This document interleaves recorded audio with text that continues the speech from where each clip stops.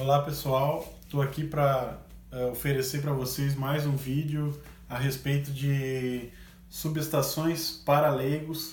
Então, como o próprio nome diz, é um curso que não é muito profundo, é superficial a respeito de subestações, mas para que eu consiga explicar alguns conceitos, mesmo sendo superficiais, eu preciso do auxílio de outros conceitos que vocês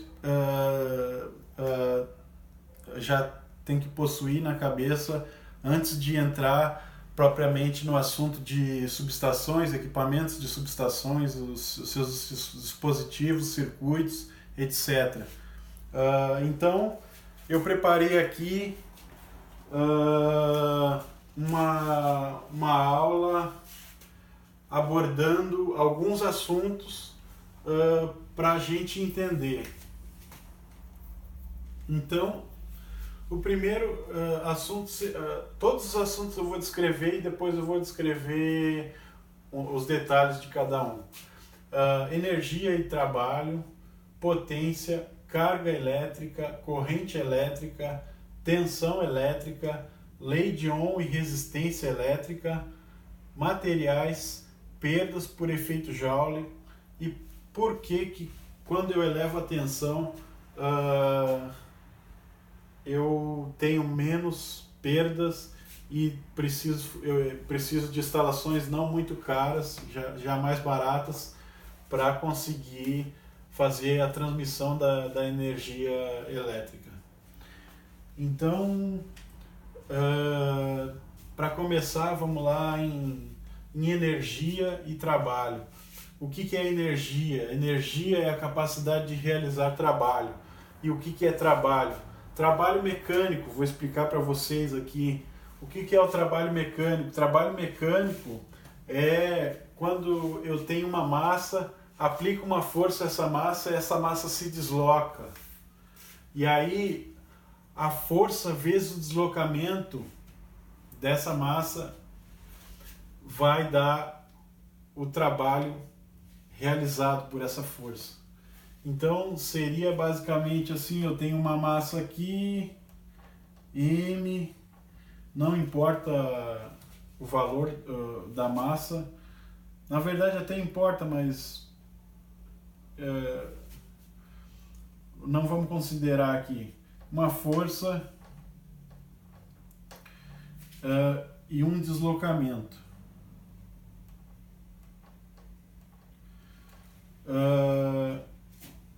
Essa força a gente pode colocar que é em newtons, esse deslocamento em metros, e o resultado disso, força vezes deslocamento, vou colocar a fórmula aqui, depois eu apago que eu vou precisar do espaço para outros conceitos. Força vezes deslocamento igual a trabalho. E as unidades de medida, newton, metro e joule.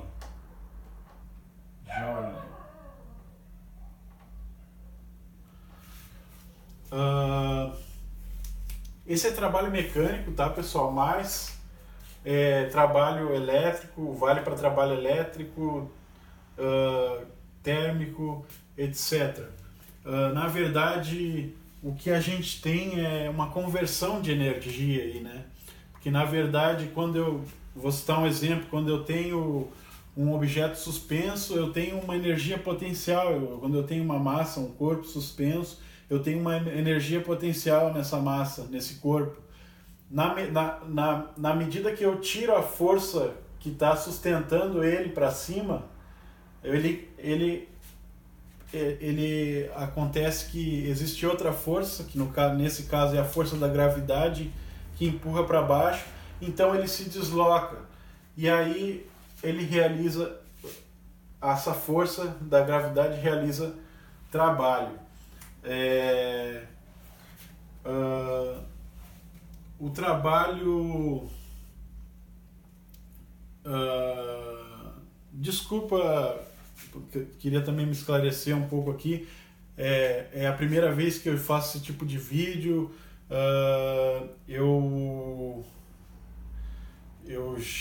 nunca tinha feito isso na minha vida.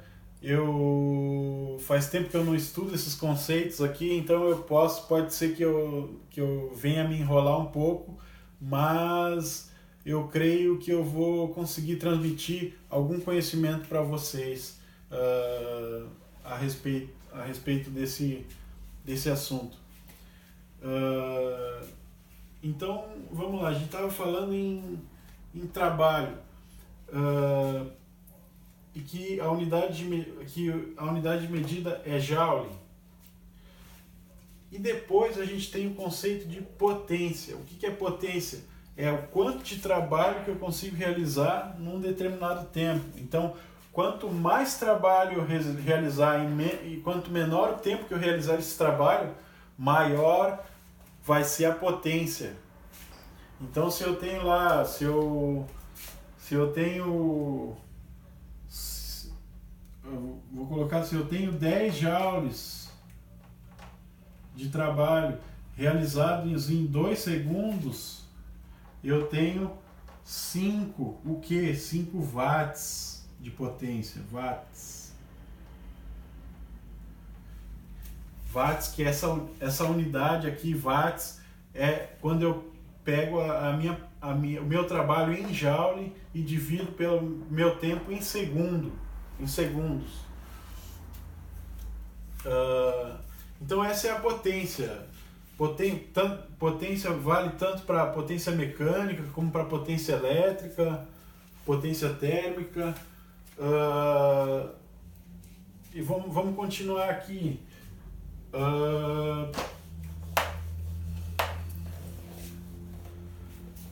Carga elétrica. Não vamos confundir essa carga elétrica que eu vou explicar agora com essa carga elétrica aqui, que é o consumidor. Com essa carga que é o consumidor. No caso aqui eu fiz, que é uma lâmpada, é o símbolo de uma lâmpada nesse circuito aqui. Então, assim, existe a carga que é o consumidor e existe a carga elétrica, que é aquelas partículas do átomo têm, que ela pode ser tanto negativa como positiva, depende. Se eu estou tratando de elétron, eu tenho uma carga negativa. Se eu estou tratando de próton, eu tenho uma carga positiva. Então, só para quem ainda não estudou por completo essa parte da química ou da física, a matéria, como estudada pela física, é composta de partículas.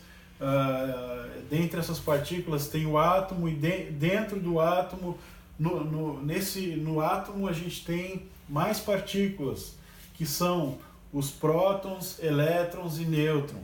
Nêutron não tem carga elétrica, só tem massa. Próton tem massa e carga elétrica.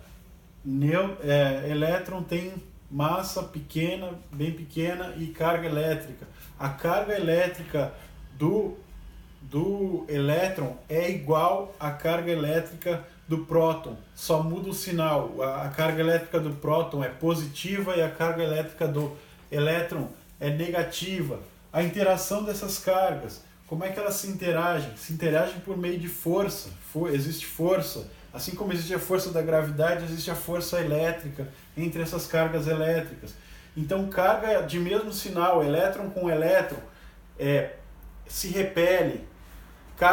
Próton com próton, se repele. Carga de sinal oposto, elétron com próton, se atrai. Então existe força aí entre essas partículas aí que possuem essa carga elétrica. E por que eu estou falando de carga elétrica? Para a gente poder entender melhor esses outros conceitos aqui, corrente elétrica, tensão elétrica. Então vamos passar para a corrente elétrica. Eu não pesquisei, tá, pessoal? Eu sei que existe um número 60 e não sei o que lá, não sei quanto, de elétrons que formam um coulomb. Então é uma quantidade de elétron bastante grande, uma quantidade bastante grande de elétron, que essa quantidade é chamada de Coulomb. Então cada bloco dessa quantidade de elétrons a gente chama de Coulomb. Então eu posso ter 1 Coulomb, 2 Coulomb, 3 Coulomb, etc. E a corrente elétrica, o que ela é? Aí a gente já tem que apelar aqui um pouco para o circuito elétrico. O que acontece? No circuito elétrico pode existir a circulação de corrente elétrica, que nada mais é do que a circulação de cargas elétricas, mais especificamente elétrons. E quando eu tenho um Coulomb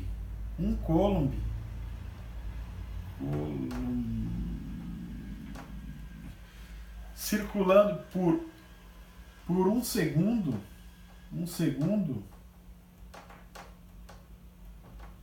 eu tenho uma corrente elétrica I de 1 ampere.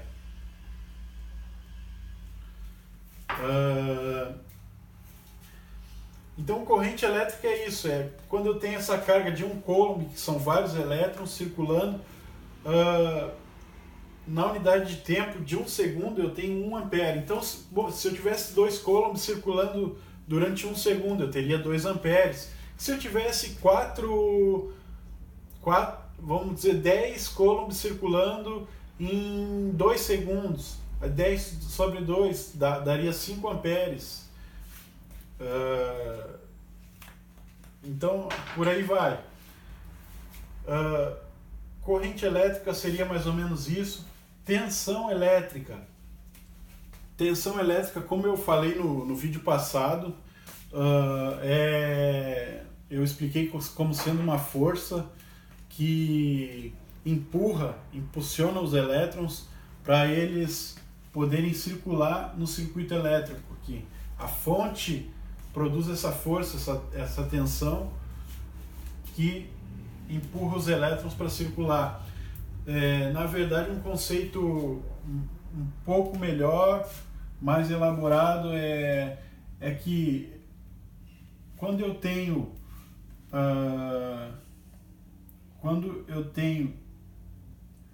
um trabalho de 1 joule, quando uma carga elétrica circulando por esse circuito, uma carga de 1 Coulomb circula por esse circuito e produz 1 joule, eu tenho 1 volt igual a 1 volt. Então,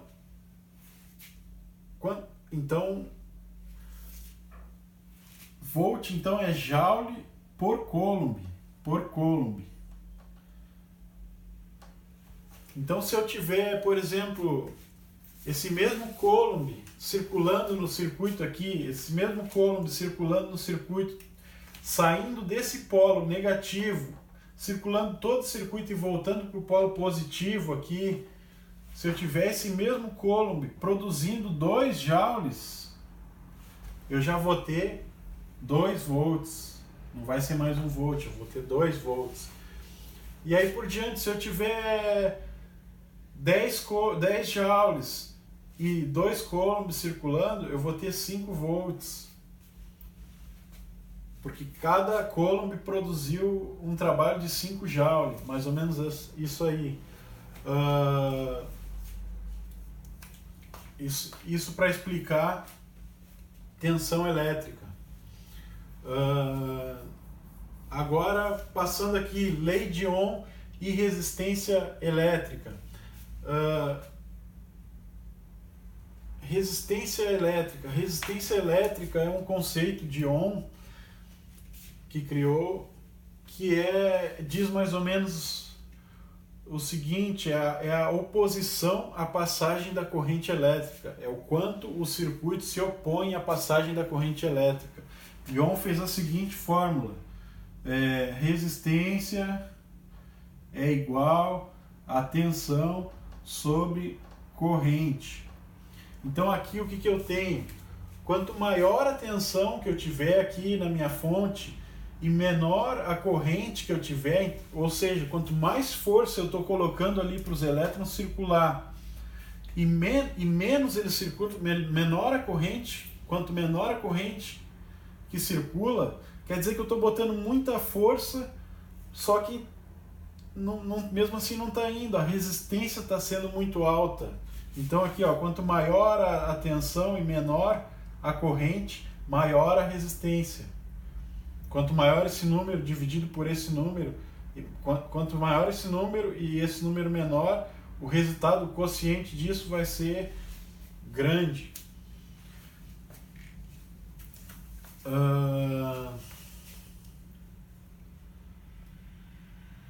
Lei de Ohm, resistência elétrica.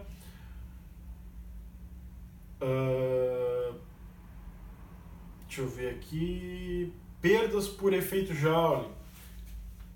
O que são perdas?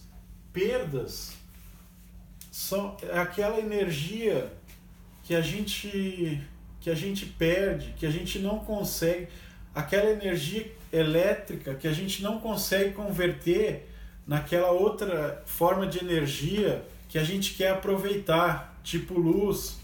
Existia, hoje em dia está em desuso, mas antes existiam aquelas lâmpadas incandescentes.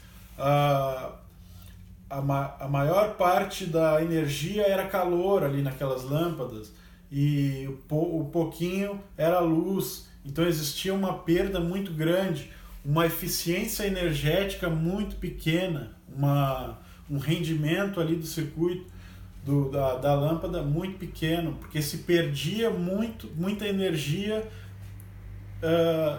que não se convertia em luz, que é o propósito da lâmpada, né? Transformar a energia elétrica em energia luminosa. Então, essas perdas por efeito Joule, elas acontecem nos condutores de energia elétrica. Então, o que acontece? Depois eu vou falar um pouco sobre materiais, que basicamente a gente tem três tipos de materiais. Podemos dizer que o semicondutor é um quarto tipo, não sei. Eu não entendo muito de eletrônica. Mas basicamente existem os materiais condutores, os materiais isolantes e os materiais que apresentam uma resistência elétrica considerável. Então não dá para considerar eles tão como condutores porque eles resistem à passagem da corrente, e nem tanto como isolantes porque eles deixam passar um pouco.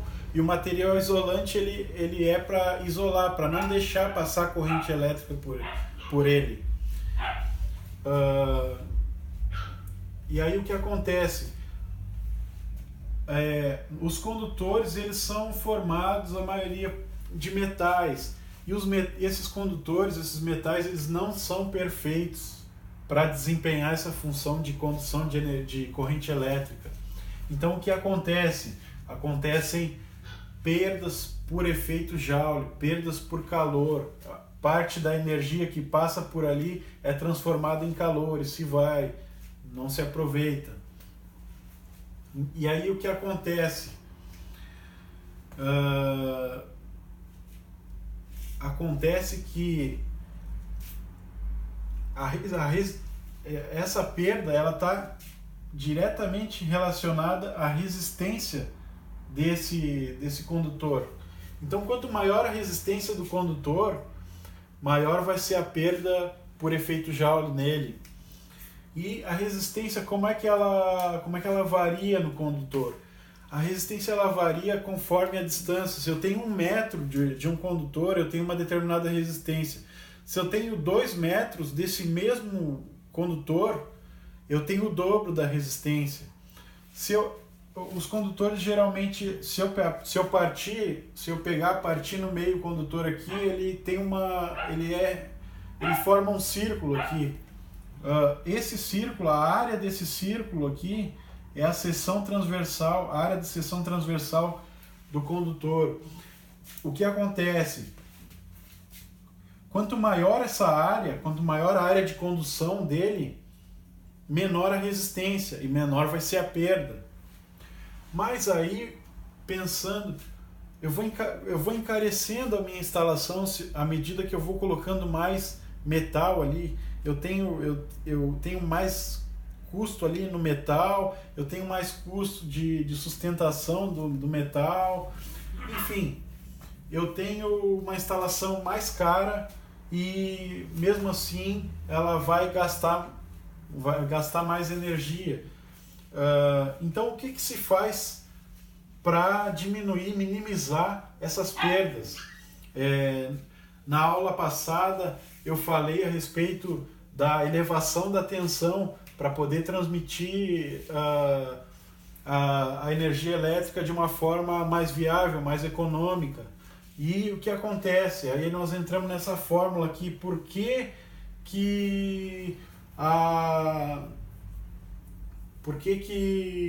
eu elevando a tensão eu consigo esse resultado aí, baratear o custo da instalação, minimizar as perdas? Porque eu tenho essa fórmula aqui, P igual a potência igual a tensão vezes corrente. E o que causa a perda no condutor não é só a resistência, é a quantidade de corrente que passa por ele. Quanto maior a resistência e maior a quantidade de corrente, maior a quantidade de amperes que passa por ele, maior vai ser a perda nele. Maior vai ser a perda nele por calor. Então o que se fez? Se pensou, vamos elevar a tensão, diminuir a corrente e ter a mesma potência transmitida. Foi isso que se fez. Se tem problema, se tem problema com isolação, se tem problema com a periculosidade da instalação, mas foi a solução que se encontrou para esse tipo de problema. Eu ia falar um pouco também sobre os componentes de um circuito elétrico, que são a fonte. Essa fonte aqui é uma fonte química, é uma bateria, tá? Ela converte energia química em energia elétrica, faz circular os elétrons. Isso aqui é uma lâmpada, que é uma carga, não essa carga Coulomb aqui, é a carga de consumidor, que a gente designa pelo mesmo nome, mas são conceitos diferentes. A chave de manobra aqui. Então, como eu disse na aula passada, a corrente ela tem que completar o caminho no circuito elétrico. Então ela tem que sair do polo negativo ou positivo, dependendo do sentido que a pessoa quiser usar, sentido convencional ou sentido real da corrente. Se ela sai do polo negativo, ela vai, circula pelo condutor, circula na carga, circula pela chave de manobra e chega no polo positivo. Essa chave de manobra, o que ela faz? Ela manobra o circuito. Se ela está fechada aqui, ela permite a passagem da corrente. Se ela está aberta aqui, ela bloqueia a passagem da corrente. E aí o que acontece? A lâmpada não acende. Por quê? Porque aqui eu vou ter uma resistência, um grau de isolação ali elevado e a corrente não consegue circular por ali. Então, pessoal, eu acho que por esse vídeo, mais ou menos é isso. Então eu vou pensar e vou tentar montar uma próxima aula para que a gente possa cada vez mais ir se aproximando do objetivo maior desse curso, que é fornecer um conhecimento sobre subestações para leigos, para pessoas que não conhecem esse tipo de instalação. Podem ser pessoas que conhecem alguma coisa de eletricidade, pode ser pessoa que não conhece nada de eletricidade, está aprendendo agora. e que deseja saber mais ou menos como é que funciona isso. Como é que nem na primeira aula que eu coloquei, que eu disse que a gente lida com a eletricidade todos os dias, a gente vai lá, acende a luz, apaga a luz, liga isso, toma banho, e a gente meio que não sabe como é que tudo isso acontece. Então, eu estou vindo aqui, é um prazer para mim estar aqui falando, e também estar podendo propagar um pouco do conhecimento que eu tenho, do conhecimento geral aí sobre eletricidade, mais especificamente transmissão e subestação de energia elétrica. Obrigado e até o próximo vídeo.